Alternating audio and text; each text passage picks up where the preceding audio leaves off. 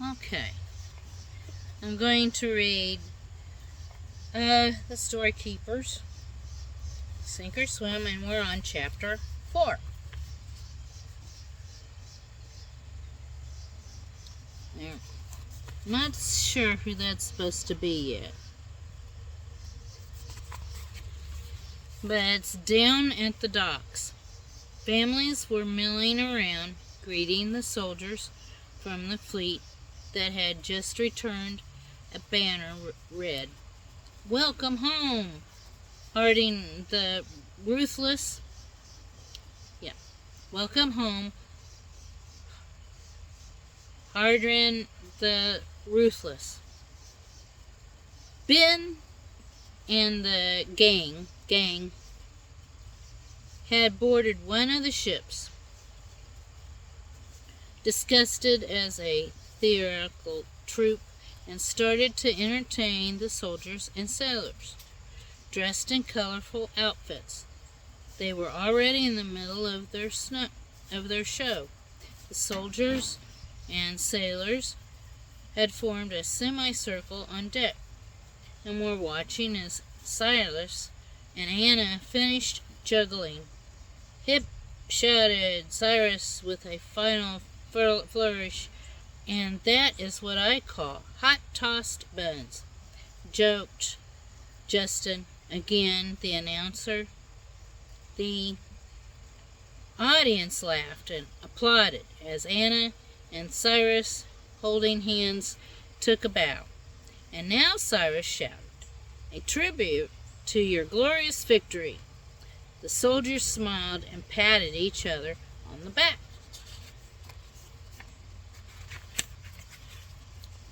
As Justin and Ben and Zach, Ben's 16-year-old apprentice, all wearing raggedy uniforms, appeared in a makeshift boat on a set of colored paper waves. Cyrus and Helena rustled the paper waves to make them look more like water. They began singing, "We are the mighty Icekins, something. We sail the open seas. No Roman ship can stop us. We just do as we please." At the end of the song, Ben casting a look off stage, frigid surprise. Oh, it's the unbeatable, the undefeatable," added Zach. "Not real sweetable," sang Justin. "Hardin and Ruthless, and they all coursed onto the stage. Come, little Marcus, dressed as Hardin. He was riding Testus, his pet goat, who was dressed up to look like a ship." The soldiers all laughed and cheered. "Hear, hear for Hardin!" "Retreat!" called Zach. But as Ben, and Justin turned, they became tangled up. "Running speed!" called Marcus, and his best captain, Hardin voice, as he and the Titus charged into the waves. Marcus hoisted his breadstick sword over his head. Maybe it's pronounced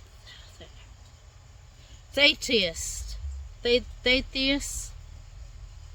It's Thastus.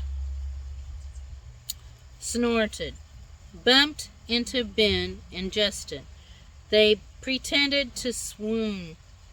They sank melodramatically beneath the binary paper waves. My nose itches. But they had really disappeared through a hatch that led to the ship's lower deck. Marcus turned his attention to Zack. "Charge!" he called out. "But wait, I'm the officer!" Zack protested. Thetis, suitably unimpressed, buttered Zack over the side of the ship. There was a short pause, then a loud splash. The soldiers burst into laughter and loud applause. Applause!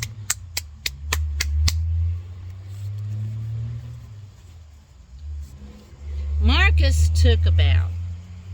Then, like the pantomanian expert, he was little Marcus, milked the applause for all it was worth. Thaddeus just stood there, chewing one of the paper waves. While Marcus was keeping the soldiers busy, Zack swam along the side of the ship and pulled himself into a small boat he had tied there. Then he knocked on a porthole, which popped open. Revealing Ben and Justin, Zack began handling them food from a large sack, which they had stowed into the small boat earlier. The juggling and singing and pantomiming on deck had just been a diversion for this much more important task: feeding the starving prisoners. Well, next time it'll be chapter 5, which is Do You Know My Father? So, reading that next time.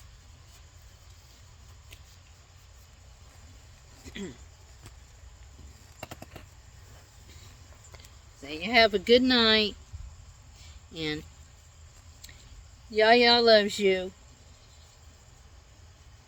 Love you very much. Hugs. Okay. Night.